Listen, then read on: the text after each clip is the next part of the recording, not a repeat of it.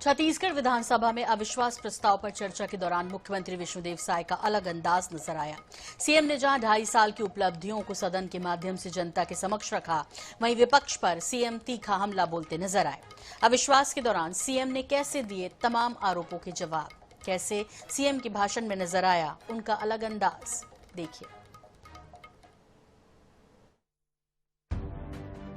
छत्तीसगढ़ की सियासत में मुख्यमंत्री विष्णुदेव साय की छवि सौम्य, सरल और मृदुभाषी राजनेता की है। जनता के बीच भी वे शालीन और संवेदनशील मुख्यमंत्री के रूप में जाने पहचाने जाते हैं। लेकिन बात सरकार के कामकाज पर अविश्वास की हो तो विष्णुदेव साय तथ्यों, तर्कों, आंकड़ों और संदर्भों के आधार पर विपक्ष पर तीखा हमला बोलने से भी गुरेज नहीं करते। मुख्यमंत्री विष्णुदेव साय का यह अंदाज अविश्वास प्रस्ताव का जवाब देते हुए सदन में नजर आया। आत्मविश्वास से लबरेज मुख्यमंत्री विष्णुदेव साय जहां 2.5 वर्षों की उपलब्धियां गिनाते चले गए, वहीं विपक्ष पर ऐसा हमला बोला कि सदन में खामोशी छा गई। भूपेश बघेल और टीएस सिंहदेव के बीच कुर्सी दौड़ पर भी सीएम ने हमला बोला। अगले चुनाव में भाजपा की 70 सीटें आने का दावा भी किया और अगले 25 सालों तक कांग्रेस की सत्ता से बाहर रहने की भविष्यवाणी भी की। भाजपा को प्रदेश की जनता ने लगातार जनादेश दिया है। क्या यह अविश्वास प्रस्ताव जनता के खिलाफ है?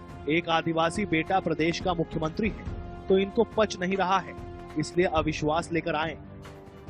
कांग्रेस सरकार में 5 साल कुर्सी की लड़ाई चलती रही, जिससे विकास का काम पूरी तरह से ठप हो गया था। राजा और महाराजा के बीच लड़ाई थी।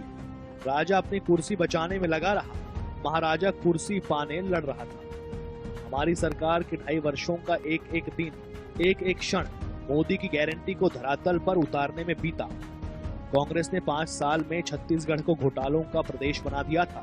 5 सालों में हिसाब रख लेते तो अविश्वास प्रस्ताव लाने में लज्जा थी। भ्रष्टाचार में अगर पीएचडी होती तो पिछली कांग्रेस सरकार में एक से बढ़कर एक विशेषज्ञ निकलते।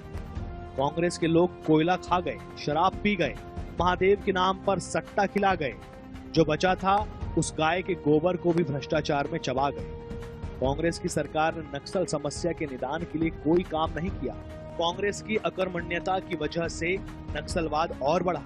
कांग्रेस का अविश्वास प्रस्ताव पूरी तरह खोखला, आधारहीन और झूठ का पुलिंदा है।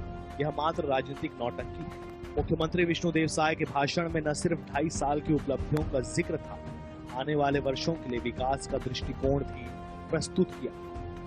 भाजपा की पूर्ववर्ती सरकार में हुए विकास कार्यों को भी उन्होंने गिनाया।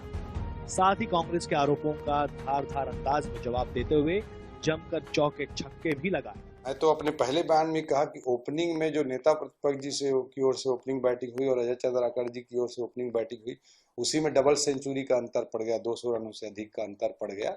हमारे सारे वरिष्ठ नेता, हमारे सभी विधायकगण बहुत शिद्दत के साथ, बहुत तैयारी के साथ पूरी तरह से लड़े और विपक्ष को पूरी तरह से स्तब्ध कर दिया।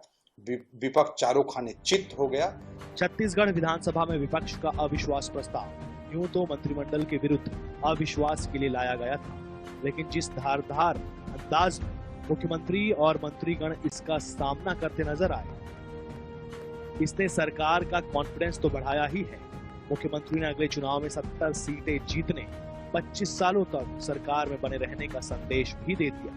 गौरव शर्मा, रायपुर।